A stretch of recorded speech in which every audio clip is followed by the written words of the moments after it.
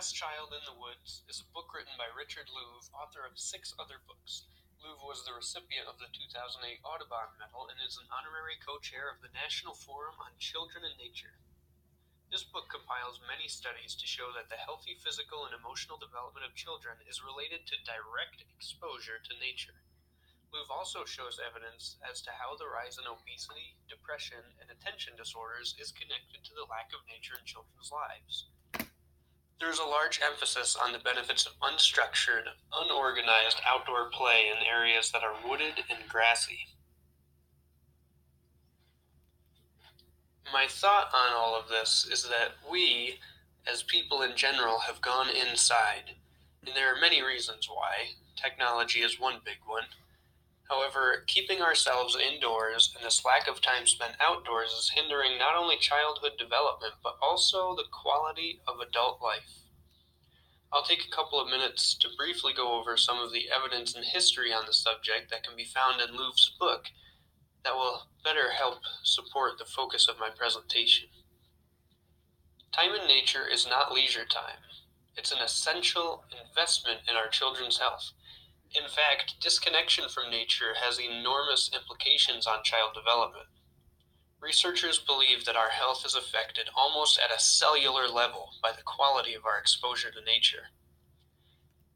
And so by taking the nature experience out of the leisure column and placing it in the health column, we're more likely to take our children on that hike, to take them fishing, to let them play in the mud, etc. We're more likely to have fun with them. Studies credit exposure to plants or nature to speeding up recovery time from injuries. And a 10-year study of gallbladder surgery patients showed that those having a room facing a grove of trees recovered and went home sooner than those with a view of a brick wall. Research in Michigan of prison inmates showed that inmates with a cell facing the courtyard versus a view of farmland had 24% more illnesses. The Texas A&M researcher Roger Ulrich showed that in only 5 minutes, simply viewing images of natural landscapes after a stressful experience decreases muscle tension and pulse rate, as well as making skin conductance readings plummet. To take a look at the history of this, if we go back 2,000 years ago, we can see that Chinese Taoists believed that gardens and greenhouses were beneficial for health. In 1699, the English Gardener book said, "There is no better way to preserve your health than digging, weeding, or sitting in the garden." In the 1700s, Dr. Benjamin Rush, who was a mental health pioneer and a signer of the Declaration of Independence, said that digging in the soil has a curative effect on the mentally ill.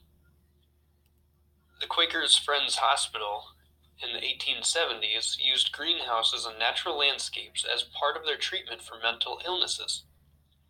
In World War II, Carl Menninger led a horticultural therapy movement in the VA hospital.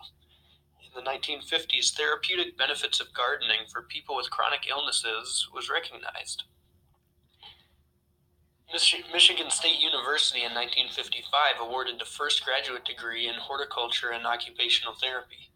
And in 1971, Kansas State University established the first horticultural therapy degree curriculum. In the 1980s, Edward O. Wilson introduced a hypothesis that humans have the urge to affiliate with other forms of life, and he calls this biophilia. Biophilia is supported by over a decade of research, which shows strong, positive responses to open grassy landscapes, scattered stands of trees, meadows, water, winding trails, and elevated views. And today, pet therapy along with horticulture has been accepted as a healthcare approach. Now, my interest in this presentation is on the research pointing to direct exposure to nature as essential for a child's healthy physical and emotional development, specifically obesity, depression, and attention disorders. In obesity, the big contributors are sometimes pretty obvious, like television, junk food, and a lack of exercise.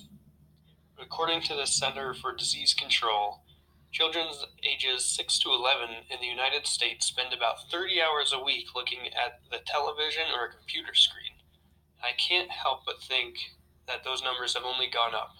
This research was from 2008. Now being 2018 with all this new cell phones and tablets and technology, I feel like it has to have gone up. Organized sports aren't enough for obesity. They're often recommended to combat it. Interestingly enough, the obesity epidemic coincides with the greatest increase in organized children's sports in history. Organized sports are a great thing, but what are they missing? Well, Howard Frumkin, a medical doctor, said that play in natural settings seems to offer special benefits. For one, children are more physically active when they are outside, and less time-bound and more varied than unorganized sports. Exploratory, unstructured, imaginative play is recognized as an essential component for wholesome child development. Now, for depression, Louv says that it's another result of a sedentary life. He says that depression happens much quicker than obesity and/or heart disease. And he points out that in 2003, the Psychiatric Services Journal found that antidepressants being prescribed to children almost doubled in 5 years, with preschool children having the greatest increase of 66%. Some of the reasons it could go up could be about the growing awareness of depression and the screening for depression. Some antidepressants have allegedly been linked to suicidal behavior, but Richard Louv is careful to point out that medication does benefit a whole lot of children, and he's not trying to say that he is against the use of medication. He does say that the use of nature as an alternative, additional, or preventative therapy is being overlooked. Nature can relieve some of life's pressures that may lead to childhood depression. Over 100 studies confirm a main benefit of time spent in nature: stress reduction. One study compared children who lived in high nature versus low nature conditions.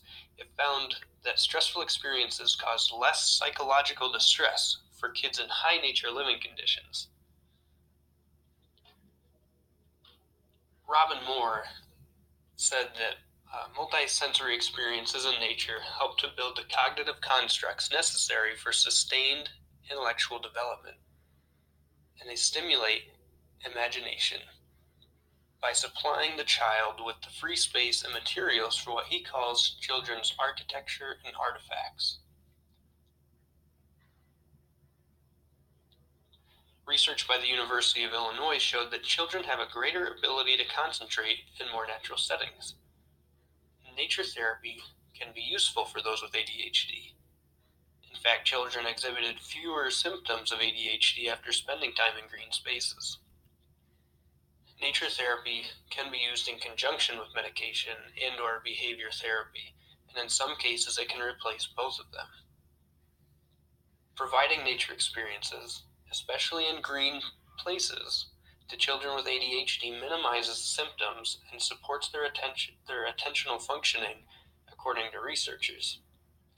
In 1890, William James described directed attention and involuntary attention, or fascination. In the 1970s, environmental psychologists Stephen and Rachel Kaplan described the restorative environment. According to them, too much directed attention leads to directed attention fatigue, and this can cause impulsive behavior, irritation, agitation, and the inability to concentrate. Providing a fascinating environment makes attention automatic so that the directed attention can rest. Nature has a fascination factor that makes it restorative of the ability to concentrate.